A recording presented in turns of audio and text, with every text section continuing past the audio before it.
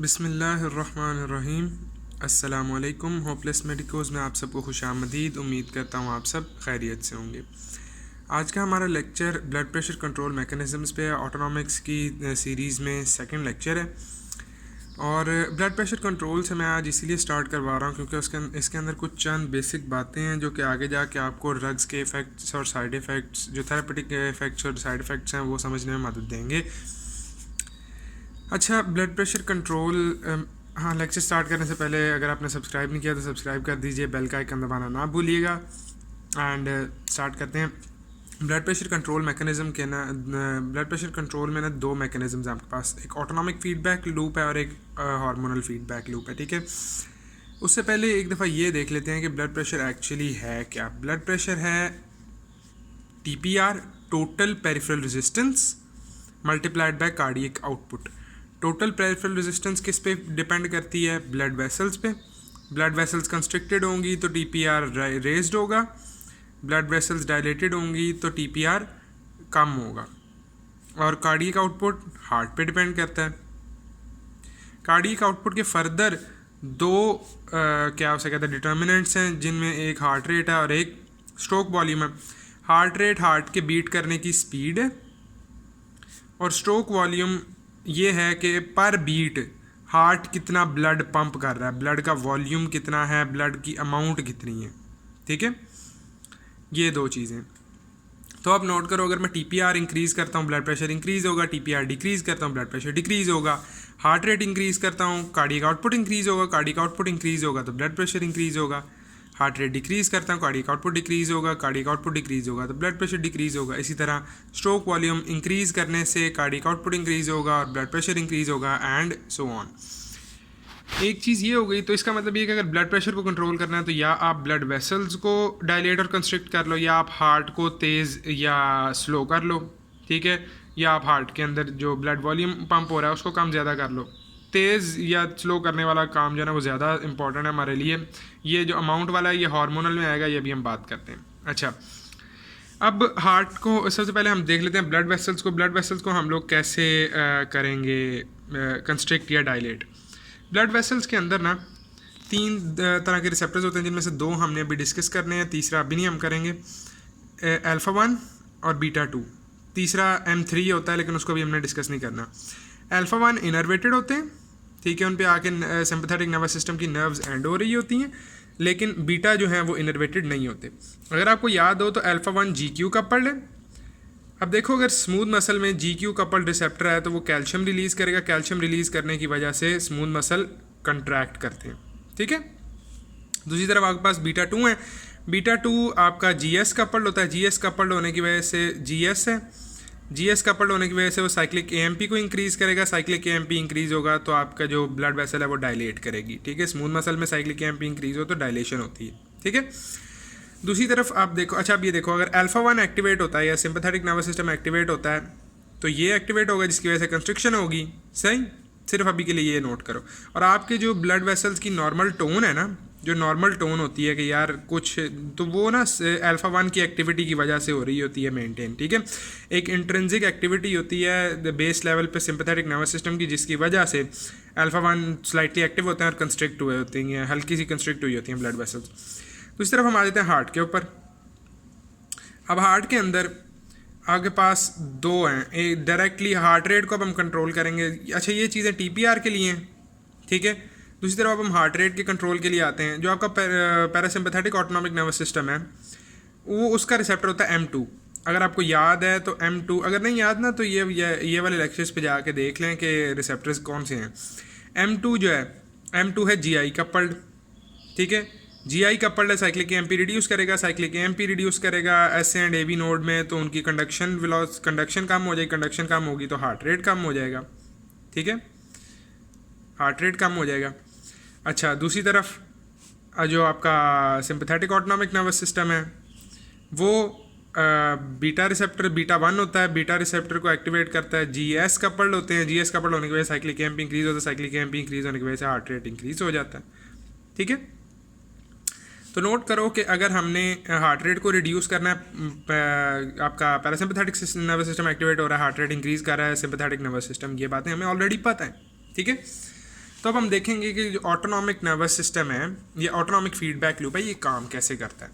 ठीक है, ये नीचे वाले पार्ट को, यहाँ से नीचे वाले पार्ट को थोड़ी देर के लिए छोड़ दें, इससे नीचे वाले पार्ट को, ऊपर वाले पार्ट को भी हम देखते हैं। ये वाला हमारा ऑटोनॉमिक है और ये नीचे जो है ये हार्मोनल है। ठीक है, ऑटोनॉमिक देखते हैं होता क्या है।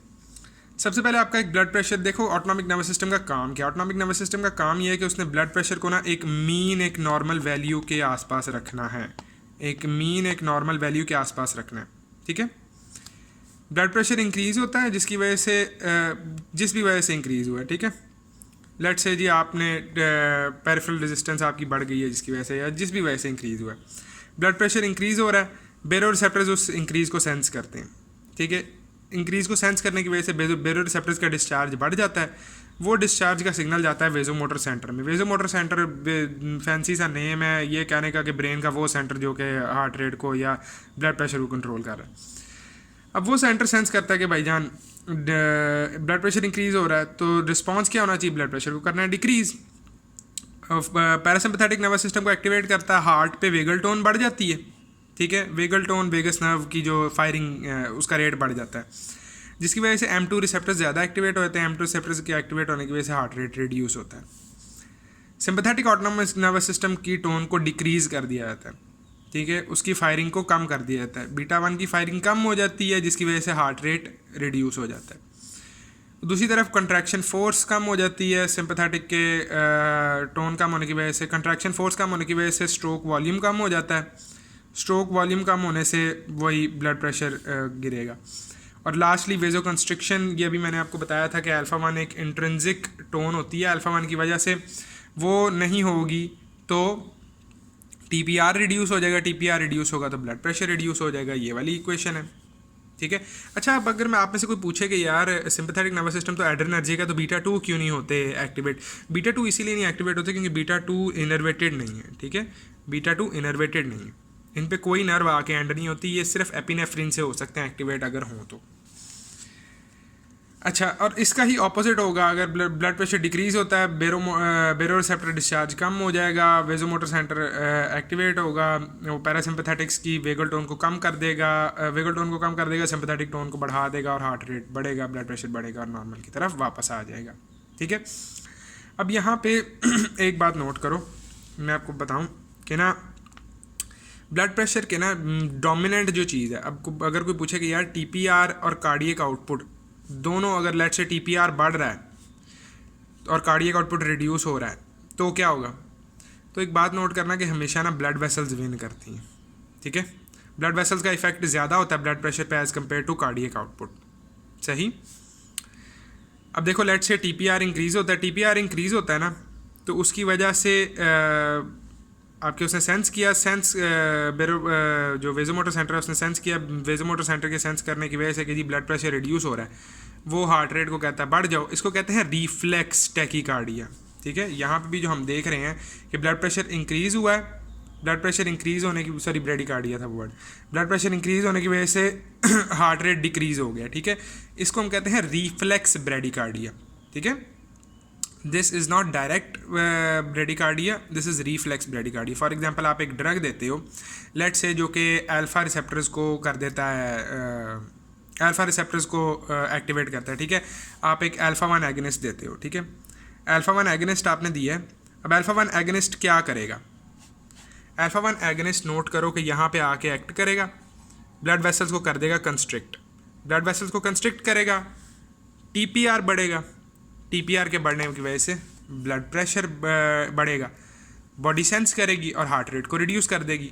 लेकिन लेट से कि आप नहीं चाहते हो कि एक पेशेंट जो है उसका हार्ट रेट रिड्यूस हो। ठीक है, आप क्या करोगे? अब सोचो ज़रा, अगर आप एक मस्करिनिक एगनिस्ट दे देते हो, ठीक है, मस्करिनिक एंटागनिस्ट दे देते हो, वो यहाँ आके एक्ट करेगा, वो इसके इफेक्ट को होने नहीं देगा, हार्ट रेट रिड्यूस नहीं होगा। ठीक है, दूसरी तरफ लेट से कि एक पेशेंट है हाई ब्लड प्रेशर का पेशेंट है, आप चाहते हो कि उसका ब्लड प्रेशर रिड्यूस कर दिया जाए। ठीक है, ब्लड प्रेशर रिड्यूस करना है, आप उसको दे देते हो जी लेट से एक वेजोडाइलेटर दे देते हो।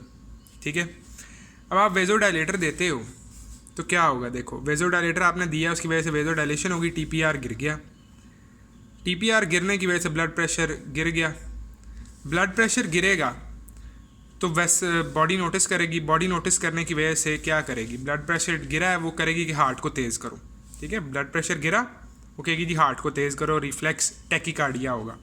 तो अगर आपने टैकीकार्डिया के इफ़ेक्ट्स को रोकना है तो आप साथ देखो यहाँ पे अगर आप इसको रोक दो, ठीक है, बीटा 1 ब्लॉकर अगर आप दे देते हो एक, तो उसकी वजह से हार्ट रेट रिफ्लेक्स टैकीकार्डिया नहीं होगा, ठीक है। मैं इसीलिए कह रहा था कि ये जो है ना टॉपिक ये बहुत ज़्यादा हेल्प करेगा इन चीज़ों में कि आप अगर ध्यान से देखो, ये इसको कोरिलेट करो इसके साथ, ये जो हमने डायग्राम बनाई थी इस डायग्राम के साथ कोरिलेट करोगे ना। अब लेट्स से कि मैं चाहता हूँ कि यार एक सर्जिकल प्रोसीजर हो रहा है, उस सर्जिकल प्रोसीजर के अंदर मैं चाहता हूँ कि जी पेशेंट का heart rate blood pressure normal रखा जाए लेकिन हार्ट रेट को मैंने नहीं छेड़ने देना, ठीक है। तो आप अगर इस पाथवे को देखो तो लेट्स से मैं एक दे देता हूँ, निकोटिनिक ब्लॉकर दे देता हूँ, ठीक है, न्यूरोमस्कुलर ब्लॉकर दे देता हूँ, निकोटिनिक ब्लॉकर दे देता हूँ, ठीक है।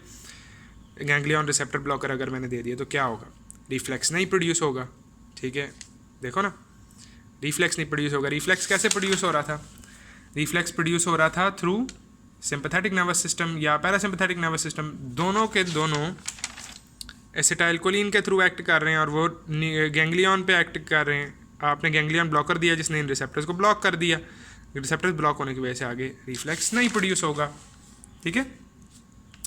तो ये था हमारा ऑटोनॉमिक फीडबैक सिस्टम। अभी कल एक छोटा सा लेक्चर रखेंगे जिस पे हमने ये मैं आपको नीचे वाला नेक्स्ट वीडियो में ये एक्सप्लेन करूँगा कि हार्मोनल क्या है, एंड उसके बाद हम आगे स्पेसिफिक नर्वस सिस्टम की तरफ, मतलब स्पेसिफिक कोलिनर्जिक और एड्रेनर्जिक की तरफ स्पेसिफिकली मूव करेंगे। अगर आपका कोई भी क्वेश्चन है तो कमेंट्स के अंदर बताइए, and thank you very much. अस्सलाम वालेकुम।